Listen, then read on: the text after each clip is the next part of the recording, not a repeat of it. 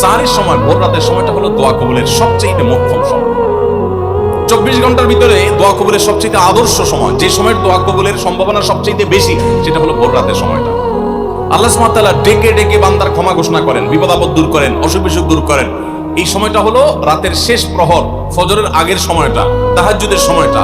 11 মাস ধরে আমরা নানা ব্যস্ততার অজুহাতে আমাদের তাহাজ্জুদ পড়ার সুযোগ হয় না, ভোর রাতে ওঠার সুযোগ হয় না। ভাইরা আমার, রমাদানের মাস, আপনি তো সাহরি খেতে প্রায় প্রতিদিনই উঠছেন। আপনার যেহেতু সাহরি খাওয়ার উদ্দেশ্যে উঠাই লাগে, তো আপনি কেন এই মাসে সাহরির সময়, ভোর রাতের এই সময়টাতে যখন আল্লাহর সাধারণ ক্ষমা ঘোষণা করেন, ওই সময়টাতে আপনি কেন শুধুমাত্র খেয়ে পড়ে আপনি মসজিদে চলে যাবেন ফজরের জন্য?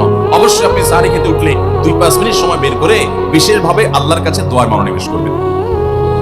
আমাদের একটা বড় ভুল হলো সাহরির এই সময়টাকে দোয়ায় আমরা মনোনিবেশ করি না। সম্ভব হলে 2 রাকাত নামাজ পড়েন, 4 রাকাত নামাজ পড়েন। সেটা যদি না পারেন, তো সাহরির খানার শেষে অথবা আগে আপনি আপনার রুমে গিয়ে লাইট বন্ধ করে নিরিবিলি জায়গায় একটু আল্লাহর কাছে হাত তুলে একটু চোখের পানি ফেলে চান, দোয়া করেন। দোয়ার এই সুযোগটা 11 মাস আপনি পান না, রমজান মাসে সাহরির উসিলায় পেয়েছেন, তো আপনি সেই সুযোগটা কেন হাতছাড়া করবেন? আমি বিনয়ের সাথে বলতে চাই, একজন মানুষের জন্য আমরা এই সুযোগটা হাতছাড়া না করি।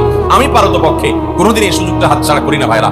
যেদিন কিছুই করতে পারি না, ওইরকম দোয়া করার সময় হয়তো নাই, কোনো কারণে দেরি হয়ে গেছে উঠতে, ওই দিন খাইতে খাইতে মনে মনে দোয়া করার চেষ্টা করি, প্লেটটা ধুইতে দোয়া করার চেষ্টা করি। কারণ মুয়াজ্জিন ফজরের আযান যখন দেন, ওয়াক্ত যখন হয়, তার আগ মুহূর্ত পর্যন্ত আল্লাহ তাআলা দুনিয়ার আসমানে এসে তারপরে বান্দাকে ডেকে ডেকে বলেন, আল্লাহ মিন মুবতালান, তোমাদের মধ্যে কেউ কি অসুস্থ আছো, ফাআফিয়াহু, আমি তাকে সুস্থতা দান করব।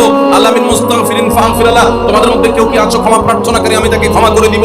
এভাবে ডেকে ডেকে আল্লাহ তাআলা দিতে থাকেন।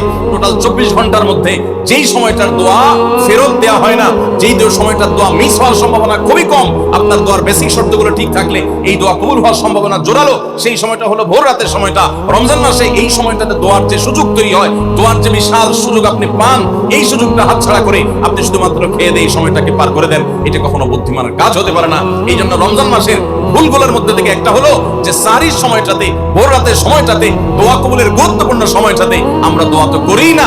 অনেকে ওই সময় আজকাল সাহরি পার্টি বের করেছেন, তামাশা বের করেছেন, অনেকে টেলিভিশনের প্রোগ্রাম দেখেন। কোন চ্যানেলে সাহরির সময়ের কোন প্রোগ্রাম আমরা মাঝে মধ্যে এগুলো আগে রেকর্ড করা থাকে। সাহরির সময় আমরা টেলিভিশনের প্রোগ্রাম করতে চাই না, আগে রেকর্ড করা থাকে, সেগুলো চলে। এগুলো হলো তাদের জন্য যারা টেলিভিশনে হারাম জিনিস দেখবে, ওই টাইমটাতে সেই জন্য হারাম জিনিস না দেখে ভালো কিছু দেখে। আপনাদেরকে আমরা বলবো, কখনো ওই ভোর রাত্রে ওই সময় ইসলামী প্রোগ্রামও দেখতে যাবেন না। আপনি ওই সময়টাতে আল্লাহর সাথে কথা বলবেন, ওই টাইমটা ইবাদতের সময়, ওই টাইমটা দোয়া এবং রোজাদারির সময়। আমরা বেশিরভাগ মানুষ এই ভুলটা করি যে রমজানে আল্লাহর কাছে পাওয়ার এই বিশাল সুযোগ আমরা হাতছাড়া করে ফেলি।